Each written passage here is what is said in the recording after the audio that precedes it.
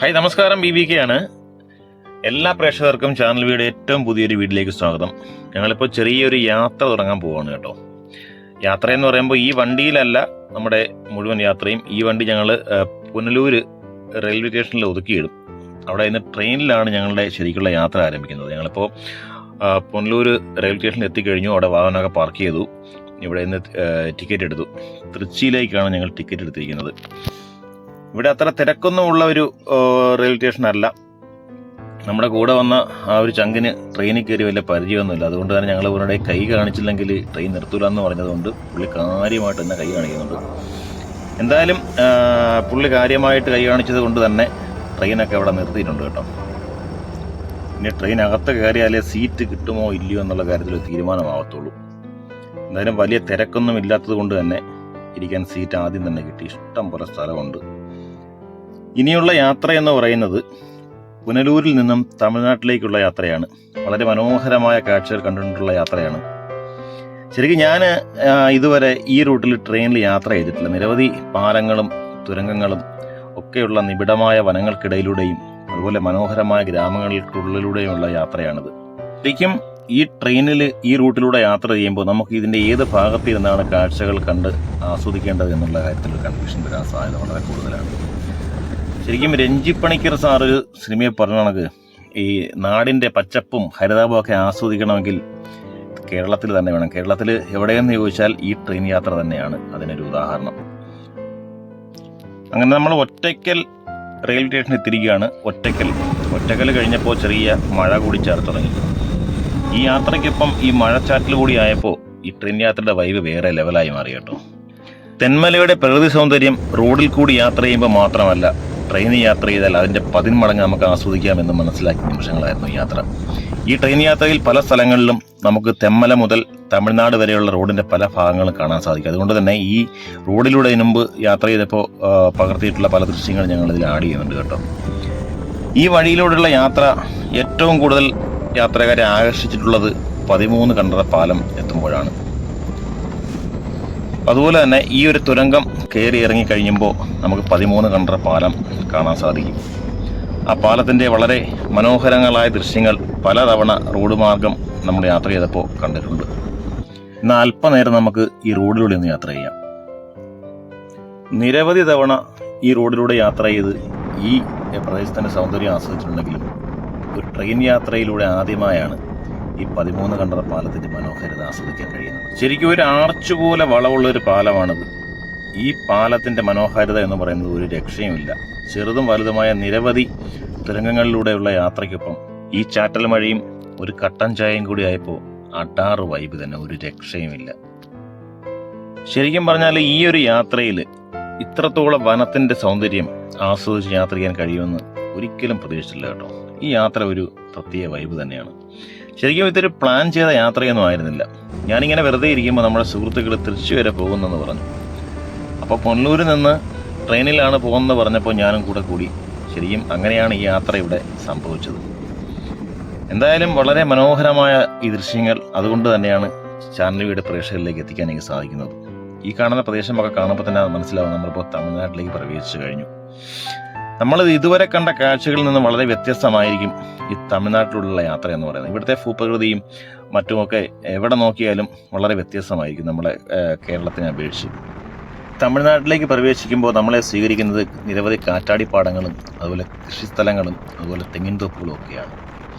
ഇവിടെ കൂടുതലും വൈദ്യുതി ഉൽപ്പാദിപ്പിക്കുന്നത് ഈ കാണുന്ന കാറ്റാടി യന്ത്രങ്ങൾ കൂടിയാണ്. തമിഴ്നാട് നിരന്ന പ്രദേശമായതുകൊണ്ട് തന്നെ ഇവിടെ നല്ല രീതിയിൽ കാറ്റ് വീശുന്നുണ്ട്. ഈ കാറ്റ് എന്ന് പറയുന്നത് നമ്മുടെ അതിർത്തി പങ്കിടുന്ന മലനിരകളെ തഴുകി വീശുന്ന കാറ്റ് കേരളത്തിലേക്ക് കടക്കാനാവാതെ ഇവിടെ തന്നെ കിടന്ന് കറങ്ങുന്നതാണ് പതിവ്. നമ്മൾ 2 വീലറിലൊക്കെ യാത്ര ചെയ്യുമ്പോൾ നമുക്ക് മനസ്സിലാവും കാറ്റിൻ്റെ ശക്തി എത്രത്തോളമാണെന്നുള്ള കാര്യം. അതിന് പലപ്പോഴും നമുക്ക് ബൈക്ക് ഓടിക്കാൻ പറ്റാതെ മാറ്റി നിർത്തേണ്ട സാഹചര്യം വന്നിട്ടുണ്ട്. ഇവിടുത്തെ കാറ്റിലൂടെ എത്രത്തോളം വൈദ്യുതി ഉൽപ്പാദിപ്പിക്കാൻ കഴിയുമെന്നുള്ള സാധ്യതകൾ മനസ്സിലാക്കി തന്നെയാകും ഇവിടുത്തെ ഗവൺമെൻറ് ഇവിടെ എത്രത്തോളം കാറ്റാടിപ്പാടങ്ങൾ സ്ഥാപിച്ചിരിക്കുന്നത്. ഇവിടെ തമിഴ്നാട്ടിലേക്ക് കയറിയപ്പോഴത്തേക്കും ഈ മഴയുടെ കോളുണ്ട്. പക്ഷേ ഇവിടെ ഇങ്ങോട്ട് മഴയില്ല, നല്ല രീതിയിൽ മിന്നലടിക്കുന്നുണ്ട്. ശരിക്കും യാത്ര ചെയ്യുമ്പോൾ നിരവധി കാഴ്ചകൾ ഈ രാത്രി ആയതുകൊണ്ട് തന്നെ നമുക്കിവിടെ മിസ് ചെയ്യുന്നുണ്ട്. ഞങ്ങൾ ശരിക്കും ഉച്ചയ്ക്ക് 12:50 കേട്ടോ പുനലൂരിൽ നിന്ന് പുറപ്പെട്ടത്. ഇപ്പോൾ രാത്രി 9:30 ആയിട്ടുണ്ട്. 9:30 ആയപ്പോൾ ഞങ്ങൾ തൃച്ചി റെയിൽവേ സ്റ്റേഷനിൽ എത്തിച്ചേർന്നിട്ടുണ്ട്. ഇപ്പോൾ അങ്ങനെ അവിടെ നിന്ന് പുറത്ത് കിടന്നു. രാത്രി ഇവിടെ റൂമൊക്കെ അടുത്ത് തന്നെ റൂം കിട്ടി, അവിടെ സ്റ്റേ ചെയ്തു. അപ്പോൾ അടുത്ത ദിവസം രാവിലെ മുതൽ അത്യാവശ്യം നല്ല മഴയായിരുന്നു, എങ്കിലും അത്യാവശ്യം തൃശ്ശി മുഴുവൻ ഞങ്ങൾ കണ്ടു. അടുത്തതെന്ന് പറയുന്നത് ഇവിടെ നിന്നൊരു 15-20 മിനിറ്റ് യാത്ര ചെയ്ത് കഴിഞ്ഞാൽ, ബസ്സിൽ യാത്ര ചെയ്ത് കഴിഞ്ഞാൽ ശ്രീരംഗപട്ടണം എന്നൊരു സ്ഥലത്തെത്തും. അവിടുത്തെ പ്രധാനപ്പെട്ട ഒരു ക്ഷേത്രമുണ്ട്. അപ്പോൾ അവിടത്തേക്ക് പോകാൻ വേണ്ടിയിട്ടുള്ളൊരു ശ്രമത്തിലാണ്. ബസ് സ്റ്റാൻഡിലെത്തി. അങ്ങനെ ബസ്സിനകത്ത് കയറി ഞങ്ങളിപ്പോൾ ശ്രീരംഗപട്ടണം എന്ന് പറയുന്ന സ്ഥലത്തേക്ക് പോവുകയാണ്.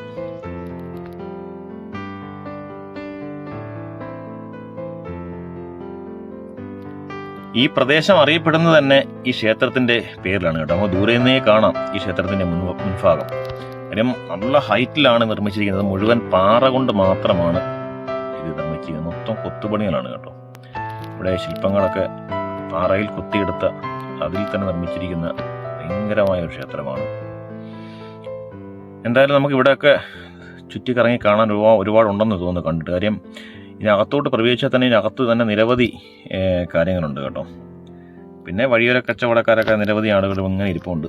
നമുക്ക് വളയും കമ്മലും മാലയും മോതിരവും ഒക്കെ വാങ്ങണമെന്നുണ്ടെങ്കിൽ ഇവിടുന്ന് വാങ്ങാം. അതുപോലെ ക്ഷേത്രത്തിലേക്ക് ആവശ്യമായ പൂജാ സാധനങ്ങളൊക്കെ ഇവിടെ വയ്ക്കുന്നുണ്ട്. അതുപോലെ മധുരങ്ങളും ഇവിടെ ഇരിപ്പുണ്ട്. അങ്ങനെ എന്തായാലും ഇവിടുന്ന് അകത്തേക്ക് പാസ്സൊക്കെ എടുത്താണ് പ്രവേശിക്കേണ്ടത്. അങ്ങനെ നമ്മൾ പാസ്സൊക്കെ എടുത്ത് അകത്തേക്ക് പ്രവേശിച്ചു. അപ്പോൾ ഇത് മുഴുവൻ പാറയാണ് കേട്ടോ. മുഴുവൻ തറയിലിട്ടേക്കുന്ന, നമ്മൾ ചവിട്ടുന്നത് പാറ, ഈ പണിഞ്ഞിരിക്കുന്ന തൂണുകൾ മുഴുവൻ പാറയാണ്. ഇവിടെ അതുപോലെ തന്നെ പൂജയും എന്തൊക്കെയോ നടക്കുന്നുണ്ട്.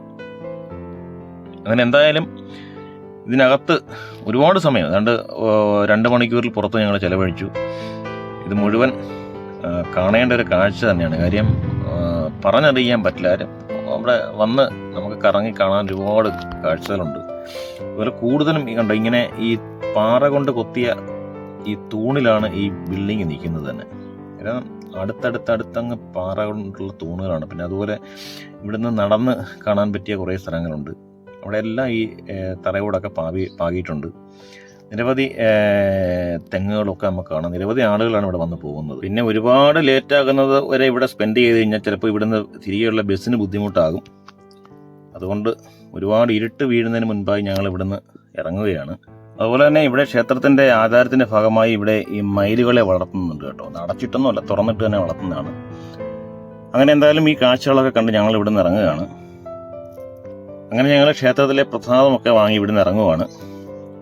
ഇതിൻ്റെ രാത്രി ദൃശ്യങ്ങളെന്ന് പറയുന്നത് വളരെ മനോഹരമാണ് കേട്ടോ. ഈ ക്ഷേത്രത്തിൻ്റെ പുറത്തിറങ്ങിയതിന് ശേഷം കാണാൻ നല്ല രസമാണ് ഇവിടെ. നമുക്ക് ഒരുപാട് ലേറ്റായാൽ ബസ് കിട്ടില്ല. അതുകൊണ്ട് തന്നെ ഞങ്ങൾ ബസ് പിടിച്ച് അടുത്ത തൃശ്ശിയിലെത്തി. തൃശ്ശിയിൽ നിന്ന് ഒരു ഓട്ടോ പിടിച്ച് നമ്മൾ റെയിൽ സ്റ്റേഷനിലേക്ക് പോവുകയാണ്. അങ്ങനെ ഞങ്ങൾ ഇവിടുന്ന് യാത്ര തിരിക്കുകയാണ്. അപ്പോൾ രാത്രി ആയതുകൊണ്ട് തന്നെ കൂടുതൽ പുതിയ വിഷ്വൽസ് ഒന്നും ഷൂട്ട് ചെയ്യാൻ സാധിച്ചില്ല. എന്തായാലും ഞങ്ങൾ രാവിലെ 10:30 പുനലൂരിലെത്തിയിരിക്കുകയാണ്. അപ്പോൾ ഇവിടെ ഞങ്ങളെ കാത്തു കഴിഞ്ഞ് 2 ദിവസമായി ഒരാളവിടെ വെയിറ്റ് ചെയ്യുന്നുണ്ട് കേട്ടോ. അത് മറ്റാരുമല്ല, ഞങ്ങളുടെ വിശ്വവിഖ്യാതനായ ക്യാരവാനാണ്. അപ്പോൾ ഞങ്ങളുടെ വാഹനവും എടുത്ത് ഞങ്ങൾ തിരികെ 5 യാത്ര തിരിച്ചിരിക്കുകയാണ്. അപ്പോൾ ഇനി അടുത്തൊരു വീഡിയോയിൽ കാണുന്നവരെയും ബൈ.